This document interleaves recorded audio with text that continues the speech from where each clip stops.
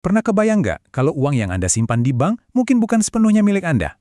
Nah, selamat datang di sesi bedah materi kita kali ini. Hari ini kita bakal membedah sebuah teks yang, lumayan provokatif nih.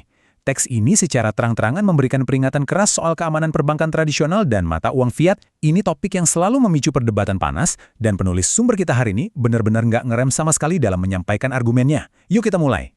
Di awal, teks ini langsung melempar argumen pembuka yang tajam banget. Katanya gini, campur tangan pemerintah terhadap tabungan pribadi kita tuh nggak akan terjadi secara dramatis atau meledak-ledak. Nggak, justru hal itu bakal merayap diam-diam.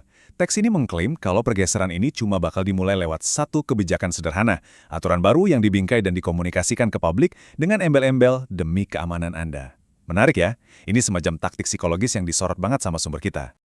Oke, masuk ke bagian pertama, ancaman kekayaan yang senyap.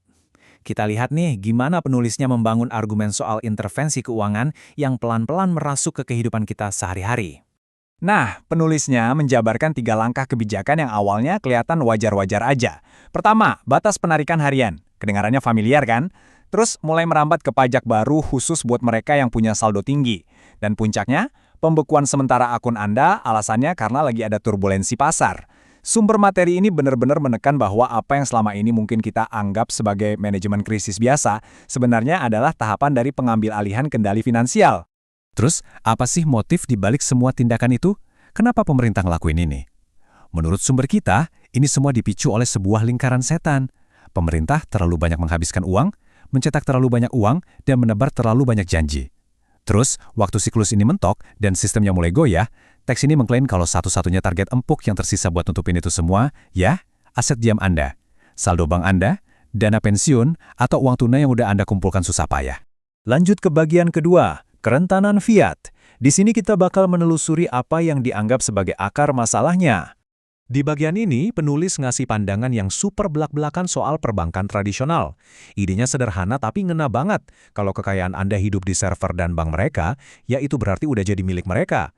Argumen utamanya di sini adalah, semua bentuk kekayaan yang diserahkan ke pihak ketiga itu pada dasarnya di luar kendali penuh Anda. Anda menitipkan hasil keringat Anda ke sebuah institusi, dan menurut narasi teks ini, itu bikin kekayaan Anda bisa diambil kapan aja, tanpa Anda harus membukakan pintu buat mereka. Nah, biar nggak dikira cuma sekedar teori konspirasi, sumber kita mengajak kita menengok ke belakang. Bagian 3, sejarah intervensi bank. Penulis mendukung argumennya pakai contoh kejadian nyata. Di Siprus, kita lihat ada pungutan bank yang memotong simpanan nasabah. Di Argentina, ada pembekuan massal rekening yang bikin uang warganya terkunci. Terus yang lumayan baru di Kanada, otoritas mengunci rekening bank milik para pengunjung rasa. Teks ini sengaja menyoroti deretan peristiwa ini buat membuktikan kalau tindakan ekstrim kayak gitu tuh bukan cuma angan-angan, tapi beneran nyata dan udah pernah terjadi di berbagai negara. Dengan menghubungkan sejarah tadi sama sifat dasar mata uang fiat, teks ini bikin pernyataan yang kuat banget. Ini bukan fiksi, ini adalah fiat. Penulisnya mengklaim kalau intervensi pemerintah itu bukanlah anomali atau error di sistem, melainkan justru fitur bawaan yang tak terelakkan dari sistem keuangan terpusat itu sendiri. Dan narasi sejarah yang kuat ini emang sengaja dibangun untuk membuka jalan ke solusi yang ditawarkan sama si penulis. Setelah peringatan sejarah yang lumayan bikin merinding tadi, sekarang kita masuk ke bagian 4, alternatif Bitcoin. Mari kita lihat apa yang teks ini anggap sebagai pelindung pamungkas. Materi kita ini membangun argumennya lewat perbandingan yang kontras banget. Mata uang fiat digambarkan sangat bergantung pada server bank. Duduk manis terlihat jelas oleh otoritas dan sepenuhnya tunduk pada kendali mereka. Nah, sebagai kebalikannya, Bitcoin diposisikan sebagai sesuatu yang jumlahnya terbatas, punya hak asuh mandiri di mana Anda sendiri yang pegang kendali penuh, dan beroperasi tanpa harus minta izin siapa-siapa. Ini benar-benar perbandingan head-to-head antara sistem yang butuh rasa percaya ke pihak ketiga melawan sebuah sistem desentralisasi. Penulisnya juga ngasih argumen spesifik soal kenapa sistem ini berada di luar jangkauan otoritas. Klaimnya begini, pemerintah nggak bisa menyita apa yang nggak bisa mereka lihat. Mereka nggak bisa membekukan apa yang Anda simpan sendiri. Dan pastinya, mereka nggak bisa mencetak sesuatu yang jumlahnya udah dipatok terbatas.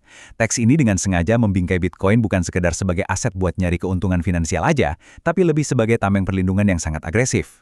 Menurut teks ini, Bitcoin nggak akan ngerem atau berhenti beroperasi cuma karena ada kebijakan pemerintah baru, dan dia sama sekali nggak perlu memohon perlindungan dari institusi manapun.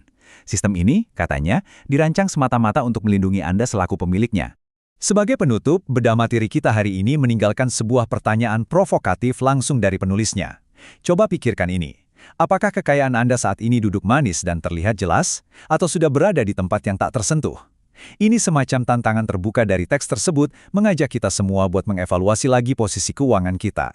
Lalu memutuskan gimana cara terbaik mengalokasikan aset berdasarkan ancaman yang mungkin mengintai di sistem tradisional. Benar-benar sebuah pemikiran akhir yang bikin kita merenung, terlepas dari di kubu mana Anda berada dalam perdebatan panjang antara fiat dan kripto. Menarik banget buat dipikirkan lebih jauh kan? Oke, sampai di sini dulu analisis kita kali ini.